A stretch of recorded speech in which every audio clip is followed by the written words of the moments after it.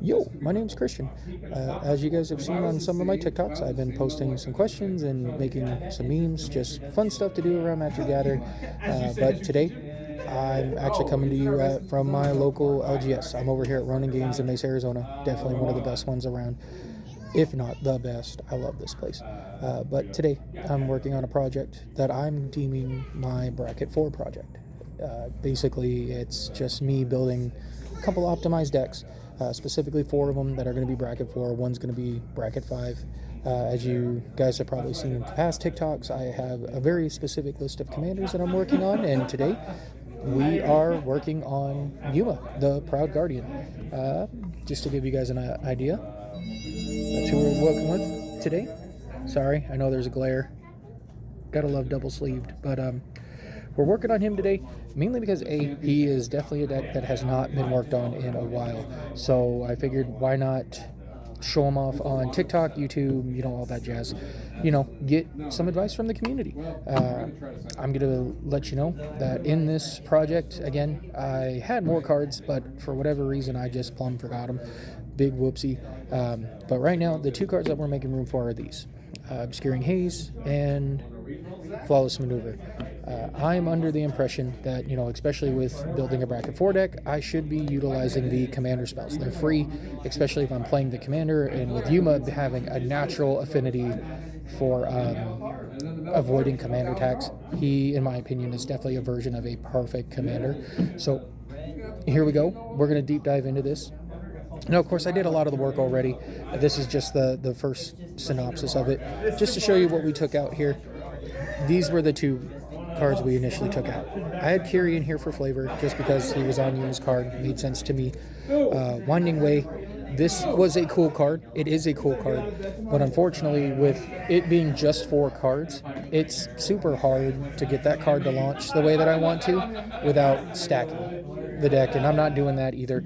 But without further ado, I'm going to break down the deck, show you what we're working with, and then you all let me know. Where am I going wrong? I know there's going to be a lot of things I need to add to this. Different game changers. I needed another deflecting slot. Well, and I'm sorry, when I say another, I have one in other decks, but I need one for this deck.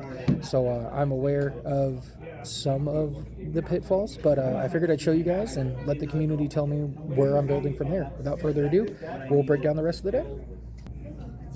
As you all are probably going to learn eventually, I love to do things in ABC order. So we're going to start with working with the artifacts here first. Obviously, we're going Amulet of Vigor because, I'm running a lot of lands, and a lot of these lands, being certain deserts, come in tapped. Let's make them untapped. Then we got the Signet, Conduit of Worlds, Crucible of Worlds, Mesmeric Orb. Obviously, if we're untapping things, mill into the graveyard, pulling lands out of the graveyard. Just seems good.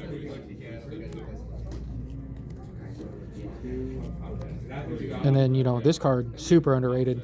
Love this card. Just being able to burn lands to gain life, to make Yuma just even more alive. Get a bunch of Cactus Men, does cool things.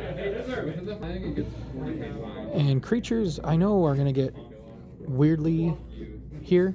Or weirdly. Let's try that again. We're going to see a lot of really awkward CMC in this, but this is the creatures that I've decided to go around. For obvious reasons, we're doing landfall things because we have so many lands. We're drawing cards because we're summoning creatures. We're buffing things because Bristly Bill is so good. Turning all my lands into deserts. Just generica good landfall stuff.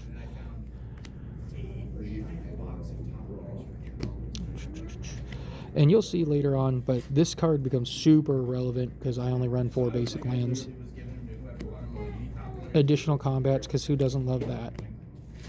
Jelly Bean. We're running a lot of desert, so this card weirdly comes into cool spots. I love it, so. Because, who doesn't like creating more lands in a landfall?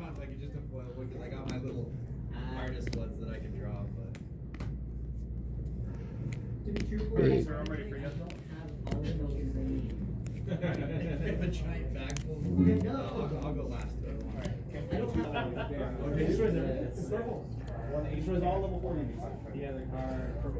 We gotta love having an Italian greater good.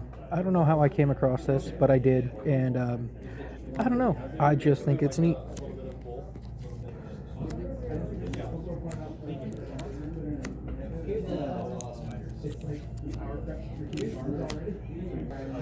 And then here we go, flawless maneuver, card obscuring haze. You know, cards we just added. Let's get free utility there. Lands are the best.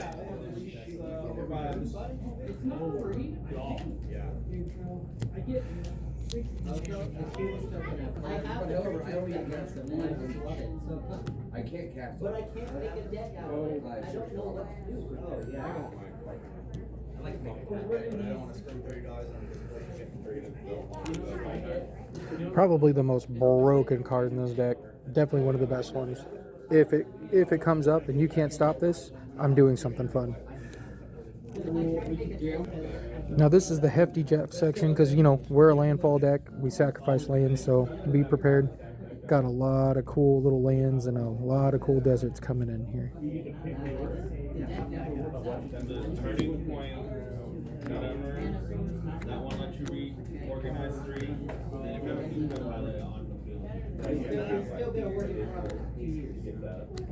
You look at top 3, you reorganize it, and then if you already have a new type pilot,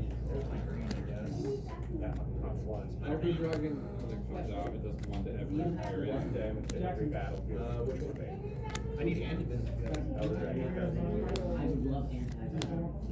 Elder Dragon says all instead of map. Anti-venom is a sick Voltron deck. I love life. I'm gonna grab this one.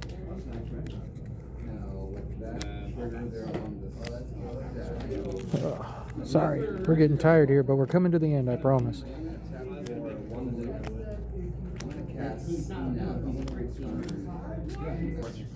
And we're back. That was the deck. In short, like I said, I know this deck needs a lot of work. We just added the commander spells, and I'm trying to make that as optimal as possible. But I do want the opinions of the community. I would definitely want these decks to be fun. I want them to be there, and I want people to be excited to see them. And hopefully, in turn, you guys get excited to see me, and we can hang out and, you know, do everything like that in between. So shout, let me know, and like I said, give me your opinions. I'm hungry. Let's make some cool decks.